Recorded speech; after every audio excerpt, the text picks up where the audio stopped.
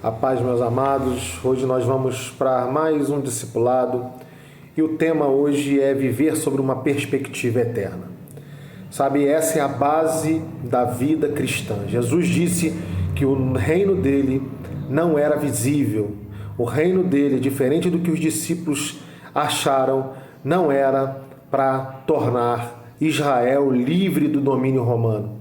O reino dele é interior e todas as promessas dele são para a eternidade. Eu queria te dizer que você pode viver muito tempo, 90, 100 anos, mas eternidade é muito maior do que isso. Eternidade, a palavra própria já se explica, é eterno, é para sempre.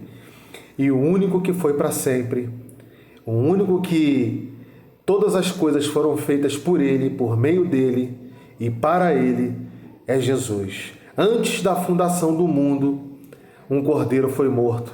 Jesus, graciosamente, já tinha se entregado por cada um de nós. Sabe, e essa deve ser a pauta da nossa vida cristã. Porque se nós vivermos por esse mundo, ou pela perspectiva da cultura desse mundo, sabe, nós vamos desvirtuar o Evangelho. E isso que tem acontecido, e foi um pouco sobre isso que nós falamos no discipulado passado.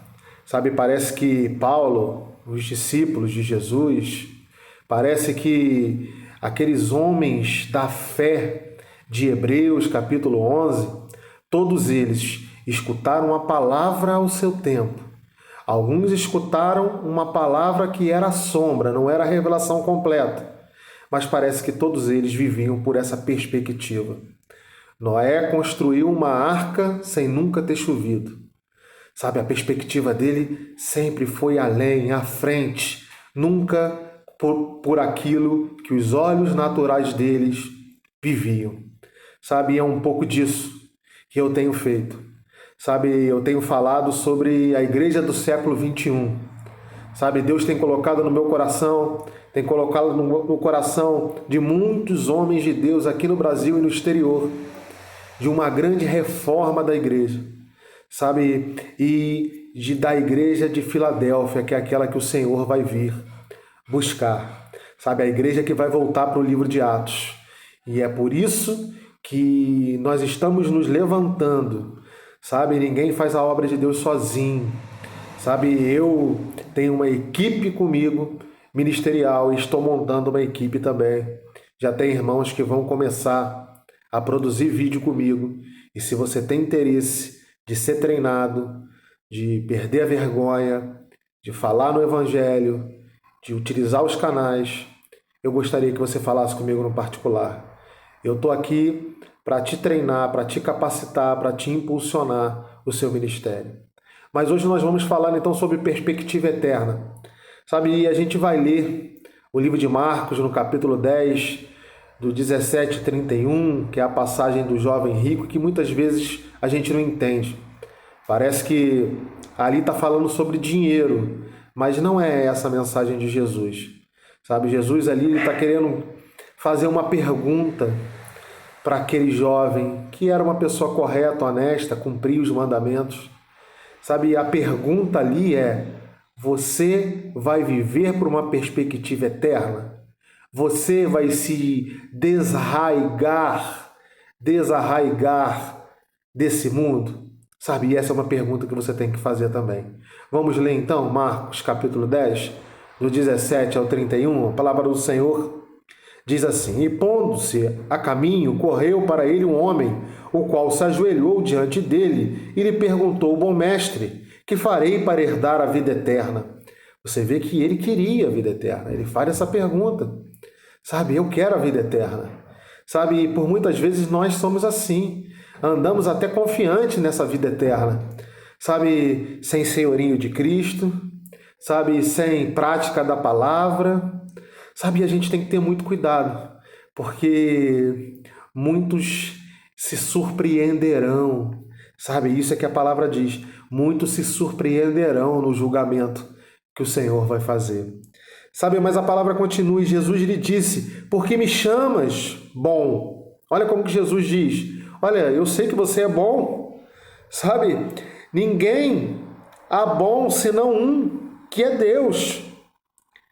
Tu sabes os mandamentos: não adulterarás, não matarás, não furtarás, não dirás falso testemunho, não defraudará alguém, honra teu pai e tua mãe. Ele, porém, respondendo, lhe disse: mestre, tudo isso eu guardei desde a minha mocidade. Ele está dizendo: olha, eu sempre fui correto, desde novo, desde cedo. Sabe, eu sempre tentei fazer as práticas judaicas.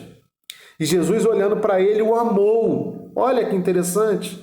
Sabe, olha como que a ideia de amor que nós constituímos hoje, que é de passar a mão na cabeça, de falar só o que o outro quer ouvir. Ah, eu não posso dar uma mensagem dura no púlpito, não, porque senão as pessoas vão sair dali, sabe, não vão voltar aqui.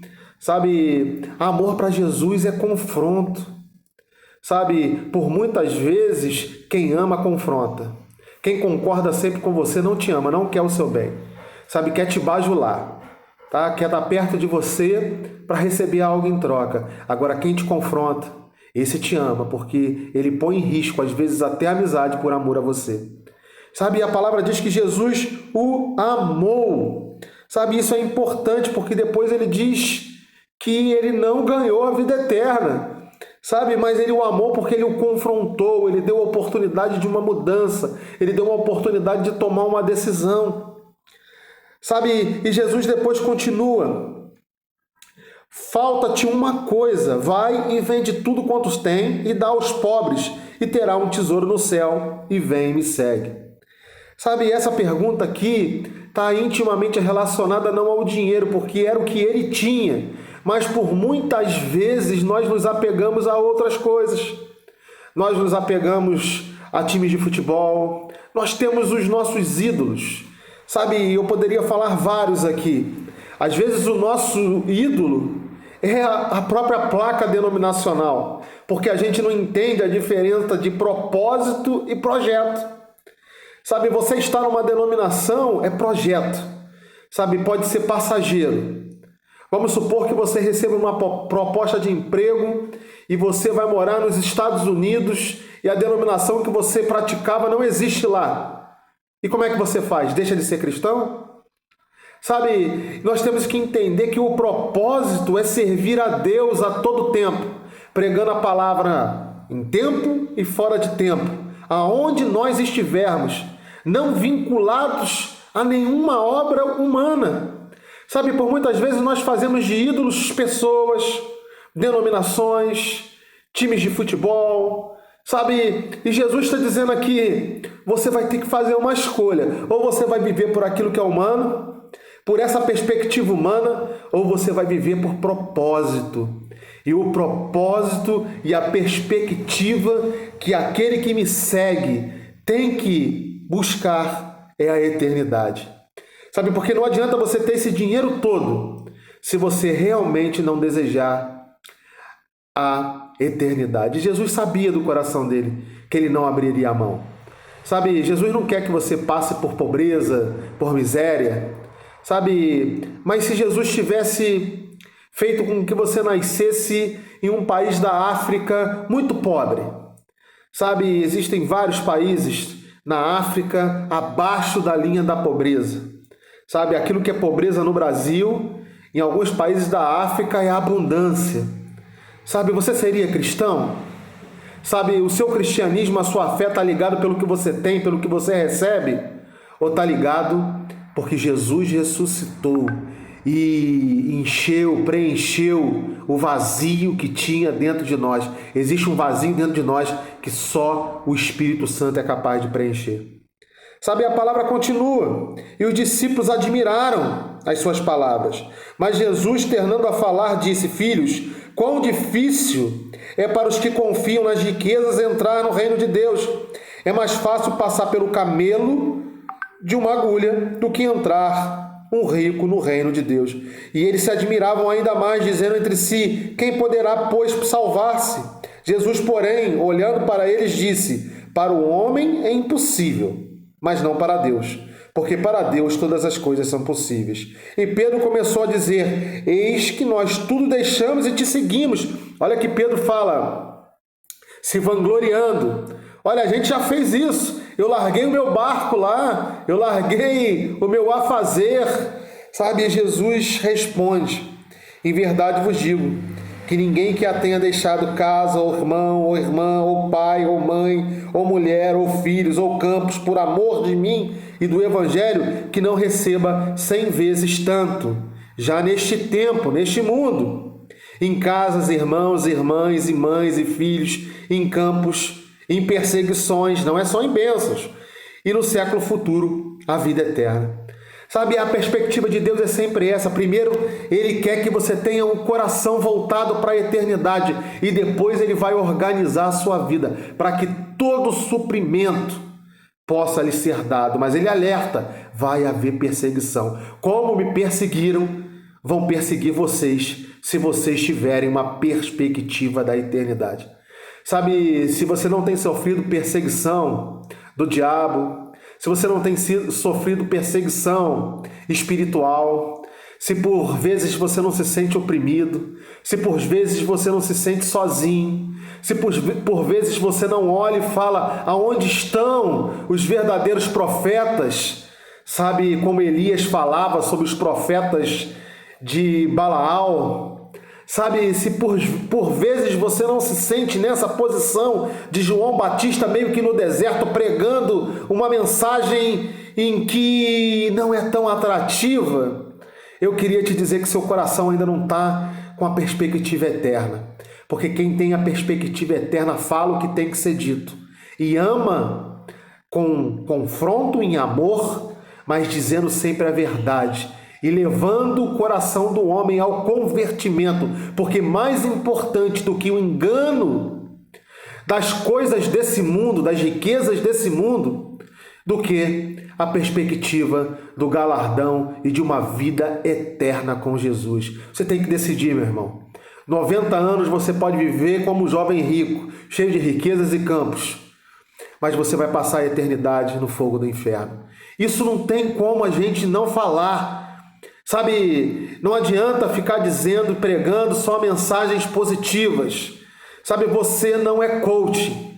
Por mais que qualificação, por mais que tudo isso seja importante, você é ministro do Evangelho. Você tem que liberar labaredas de fogo. Sabe, labareda de fogo com uma espada de 2 gumes que penetra coração e arranca aquilo que é do mundo e aquilo que é do reino de Deus. Que separa aquilo que é de criança e aquilo que é de homem. Aquilo que não transforma ninguém, que só motiva, que só traz catarse química. Sabe, igual as pessoas que vão a show de rock, show de Luan Santana, sai todo mundo pulando e alegre, mas não muda nada no dia seguinte. A palavra de Deus não, a palavra de Deus transforma, ela corta. Sabe, ela tem que ser firme, forte, verdadeira. Isso é amar para Jesus. E Jesus fez isso com o jovem rico. E ele disse: olha, para o rico é muito difícil passar. Sabe, essa expressão de um camelo passar numa agulha, muitos tentam ficar fazendo teologia, dizendo que tinha uma porta lá que se chamava porta da agulha, então era individual, passava um de cada vez. E é verdade, a salvação é individual, existia realmente a porta, mas não tem muito a ver com o contexto do tema. O que ele está dizendo para você é o seguinte: se você confiar no seu ídolo, se você achar que você vai ser salvo porque comparece ao culto, senta no banco, senta, levanta, senta, levanta, senta, levanta do culto. Se você achar que porque você dizima, você vai ser salvo. Se você achar que por você acompanha algum pastor famoso, você vai ser salvo, sabe? Ele está dizendo assim: olha, o que você está colocando a sua expectativa.